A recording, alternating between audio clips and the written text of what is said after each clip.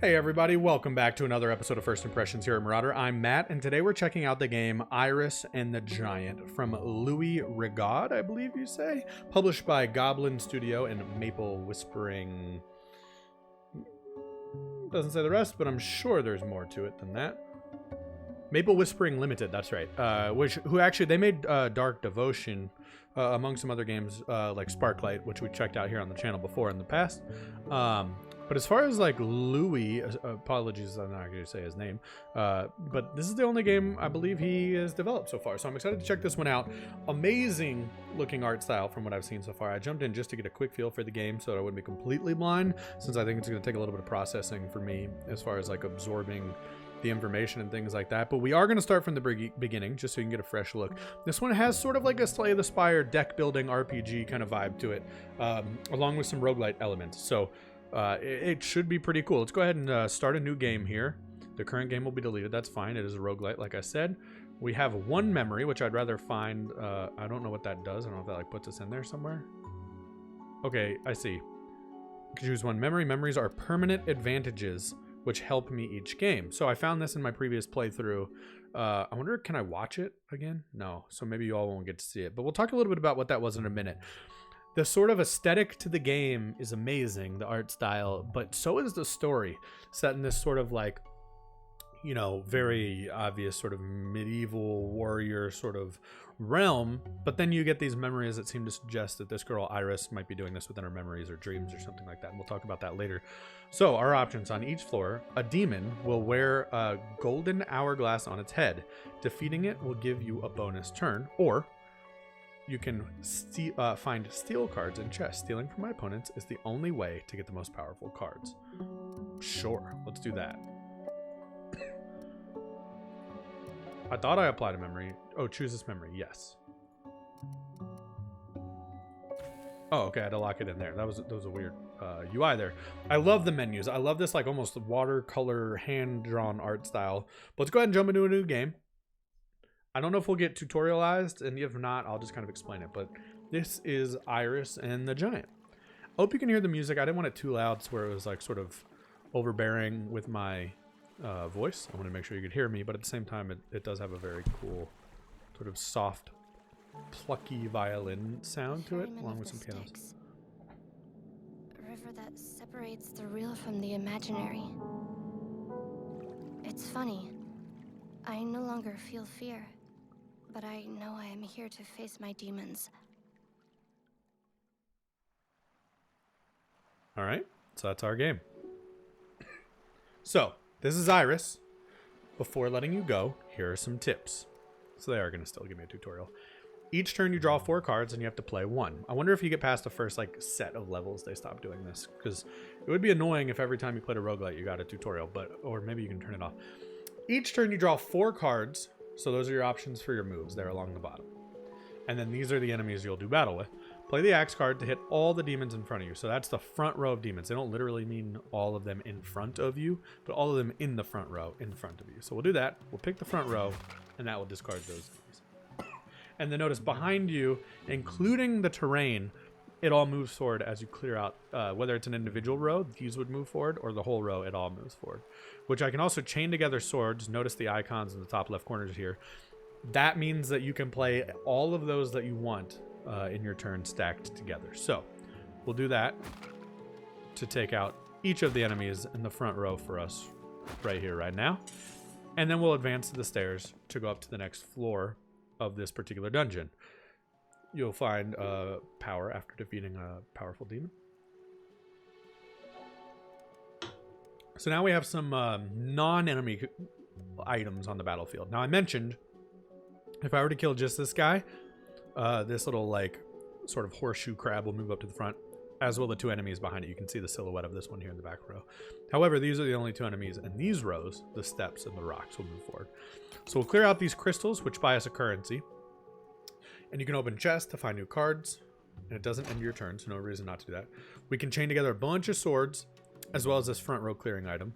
I'm definitely going to take or these, which let you block all attacks for 2 turns. Which is valuable if you sort of need to tank something from a strong enemy. However, I'm just going to take these for now to clear out multiple enemies at once. Notice here's your full deck. You can open your bag to see the cards you have left. If your bag's empty, you lose the game. So you do need to make sure you're continuing to pull in cards. There are many ways you can die. That is one of them. So here's everything we have. You can see how many you have pocketed. So 11 swords, 6 arrows, 6 axes, and 2 heals, essentially. Then we have our stars from the defeated demons. Each one we kill gives us one, and then we can see how many we need to become stronger. And then we can assert our personality, which will let us pick, sort of like for this run, different attributes that we want to upgrade. Lastly, we have our will, which is our health. We have 30 out of 30. If we get to 0, we die. So can't let this empty, can't let this empty. Now it's up to us. So we can use an axe to clear the front row, keeping in mind that we're still going to have 3 enemies at least behind these. Oh, not at least, actually. We can see the rock behind those. So I'm going to sweep out the front row, which will let these advance. Now, I don't need to necessarily waste axes because they can kill 3 people at once. It'd be a waste, honestly, to kill 1 enemy with that. So I'm going to do that with the sword there. Take the damage. He can kill us from anywhere. Notice you can hover over an enemy and it will tell you what their attacks will do. So this guy is going to survive 1 attack for me regardless. So I'm just going to I'm going to take this guy out so that he can't do it. Now he's close enough to kill me. I got to stab him with that. Now, unfortunately, we are going to... Oh, no, okay, we drew 1 more sword. So notice you'll replace the ones you don't use after each turn so that you do begin every turn with a full 4-card deck.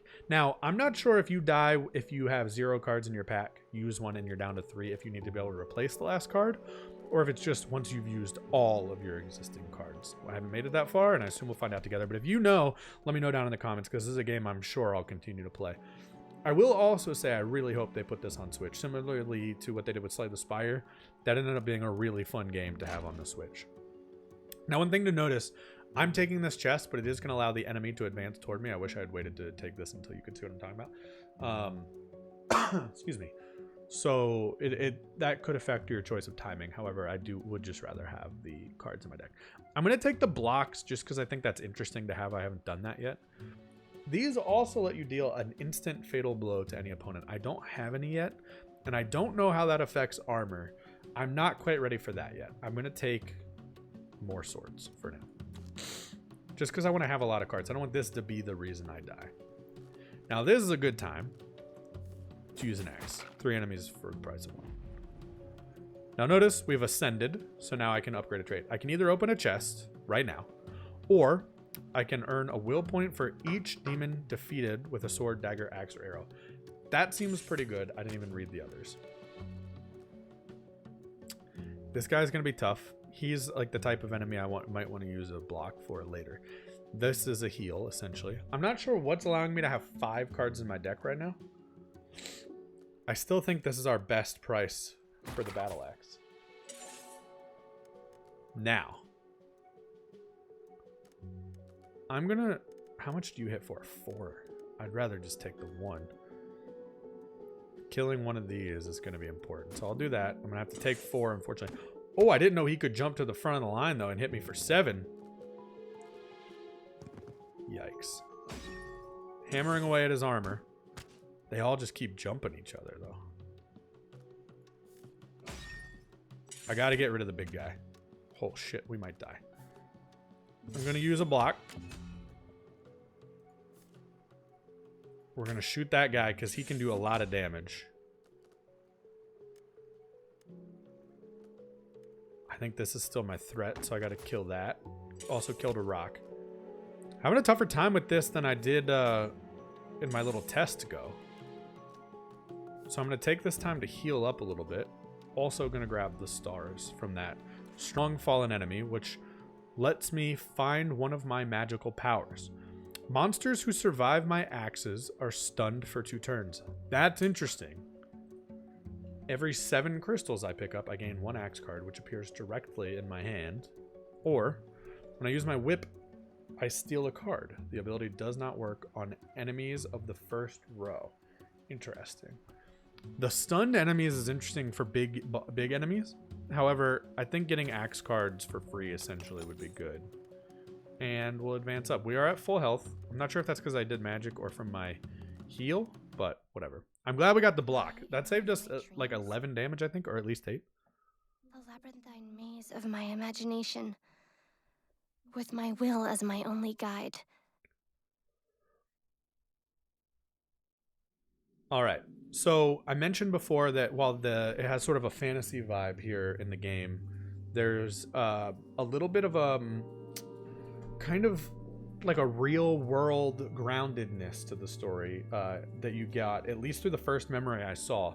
So what it did was it showed Iris standing in the front of a class, and a teacher was essentially like, if you can't give this presentation, I'm going to give you a 0. And it was Iris just looking kind of sad and defeated. In this kind of really cool, like hand sketched or painted art style. And I think that's cool to have that sort of like grounded like feel or whatever to the game, to have that sort of underlying lore. So anyway, I guess we'll kind of see where that heads. But now for the caves. This is now well beyond where I was playing before, by the way.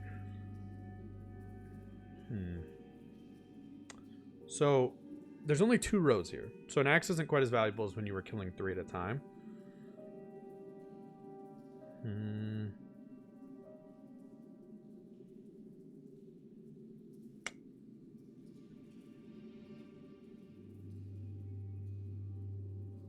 I think what we'll do here is I'm like overthinking this. I'm just gonna kill 2 with my battle axe.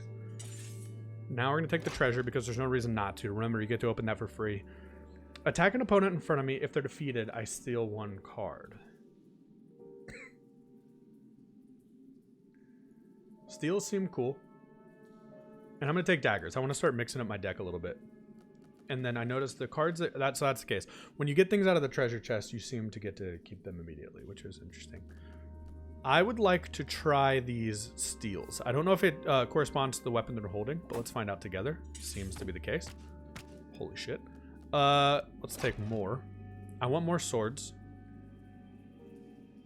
I want more battle axes. I just think the battle axes, for what you get. So here's the thing. I can chain these 3 together. Kill 3 enemies at once, including these archers. I'm going to do that. So we're going to go with this guy first. And then we're going to go... How much does that hit for? Just an attack of 1. That's fine. Meow. 1, 1. So, all good there. And that'll do it. A little dab will do you.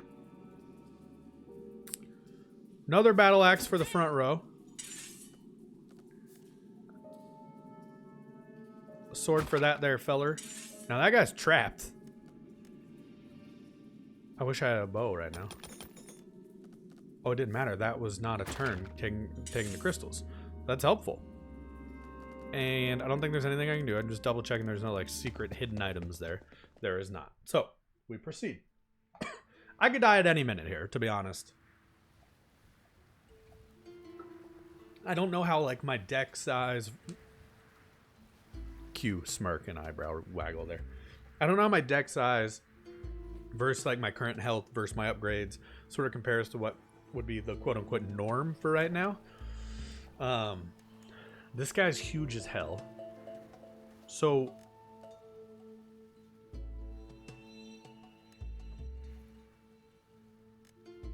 holy shit. It allows enemies to attack twice. So we need to kill that guy as fast as possible. We're gonna do that. We're gonna do that. I've ascended. Optimism. Picking up a crystal will give me 1 will point. On each floor, I will find 1 more crystal. Okay. Draw 5 instead of 4 cards. That's interesting. More options. Resistance. A shield card will protect me during 3 turns instead of 2, and I immediately get a shield for 2 turns. That's valuable at this moment when I'm about to deal with all these attacks.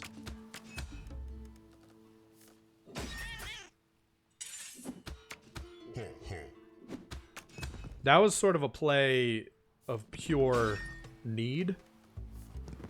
All right, so we've now got it to where these enemies only get to go once. Thank God. There are a lot of people left. I think shielding is going to be big again. Now we'll chain together some attacks. I'm going to take this. When a card ends up in my bag, I gain a will point. So every time basically we add a new card to our deck. Arrows split in two, striking 2 foes side by side. The ability does not work on enemies in the first row. At the beginning of my turn, I gain 1 will point for each sword in my hand. I don't know how many swords are in my deck right now. I wish I could check that before taking it. I don't think that I can. So this is 2 for 1 arrows. I don't have many yet, but that could always change. The will points for every card we add to our sleeve seems good too, though.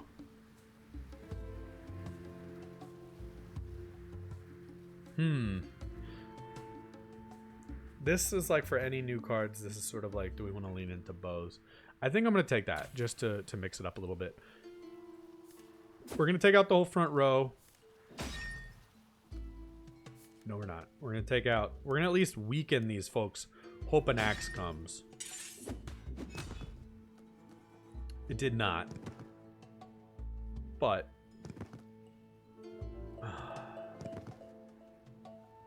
how much you hit for? 4? Do I even want to get you out of the way?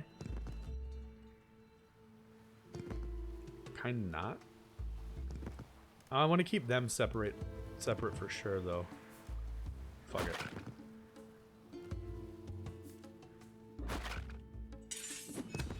Okay, here's the deal. I want to test the insta-kill on these armored enemies, and that does indeed work. That's big.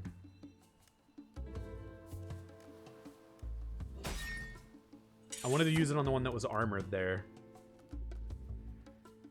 I'm going to steal an axe. Now, see, that's the time you get a sleeve. I'm going to steal a steel. No, I'm not. That's dumb. Because I can finish my turn out by using these. I need some more weapons. It is sort of about, like, optimizing, like, using as few cards as possible. Now I've got more power to my arrows. Can't use them on the front row. No benefits related to the whip yet, except that it does chain together. More swords. If I'd gotten that bonus, I would have more. But I was getting low on cards, and you get more per card there. So I think that's why we have to chain together our swords. Okay. I don't know what these bear traps mean. Perhaps it will tell me. A steel jaw trap. It will trigger automatically if I come within range. So I don't know what will happen. 8 attack. How do I avoid it?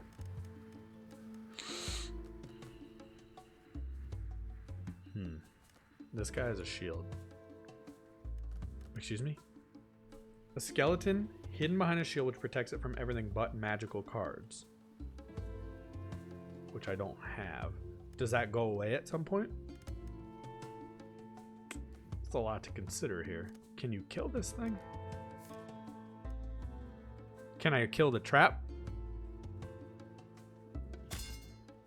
That seemed to just straight up block. I want to keep you there.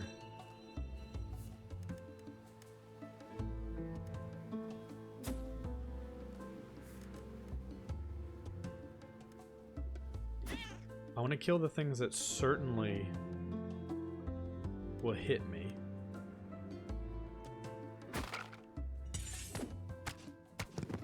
God, there's a lot of enemies. I needed this axe terribly. How do I kill these? I don't think I have anything that can. I don't have any magic. You have a bomb. So I need to steal that from you.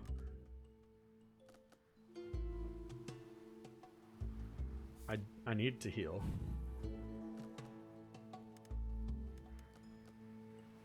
Why do I get to go again? And you attack for 4. Will you go? The skeleton's going to set off its bomb under my nose unless I set it off first. I don't have the range for that yet. And I don't have anything.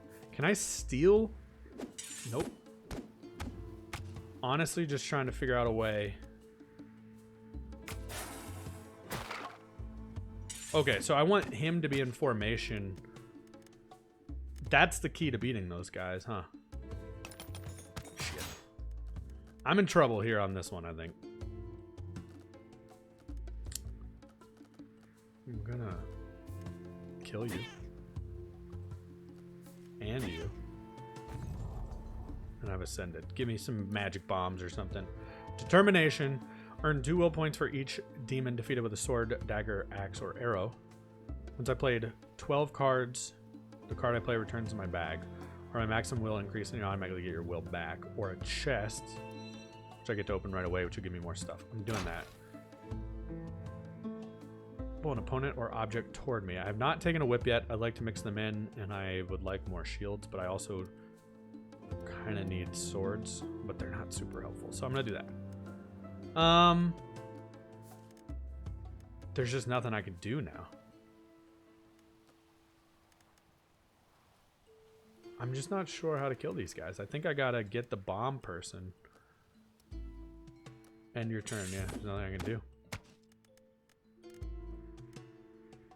Okay, that was what I could have done. I took damage for no reason there. That's fine. Can I whip you? Or no? Oh shit. Oh no.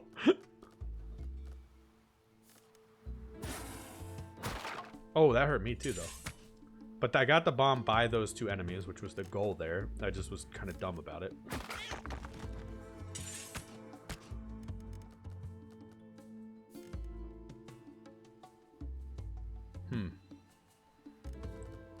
I really wish I had a bow right now.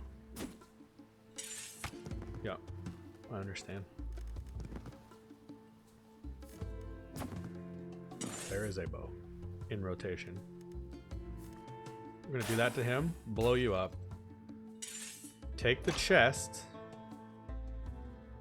attack 3 opponents. Okay, I need magic. That was killer to not have anything that could hurt the shield guys. So we have that now. And then we'll watch a memory.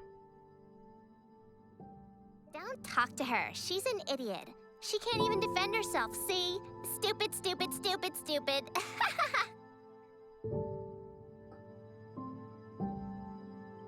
There's a little bit of that underlying realistic tone I was talking about. So it looks like I would have to use an item to kill this rock, but I want it for the crystals, so.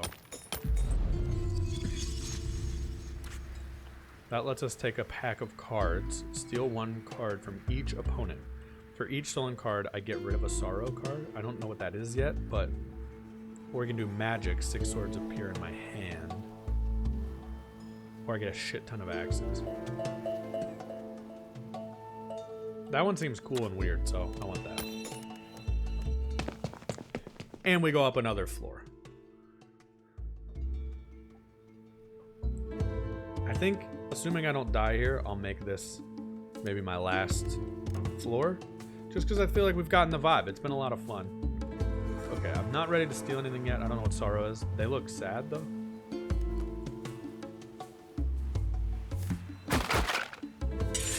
Oh, what are you?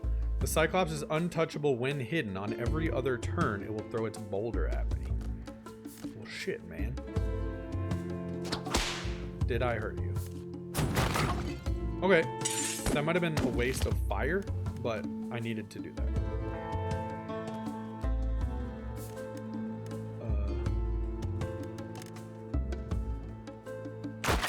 Cool.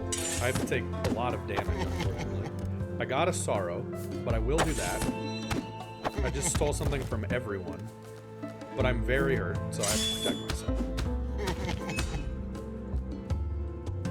Man, I'm in trouble.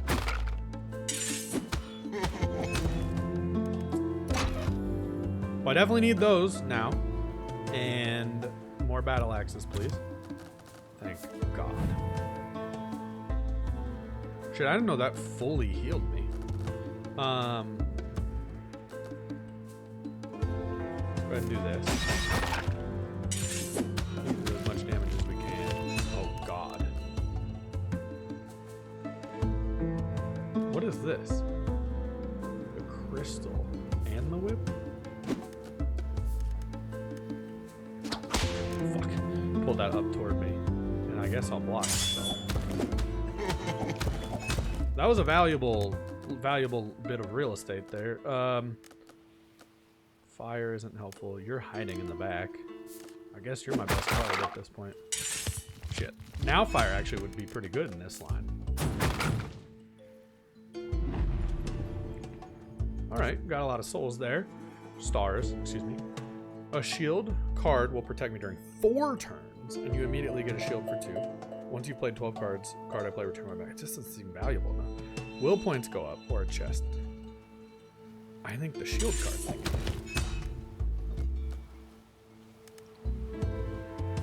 Alright, I need you to end up right in front of me, and I'm gonna stab you.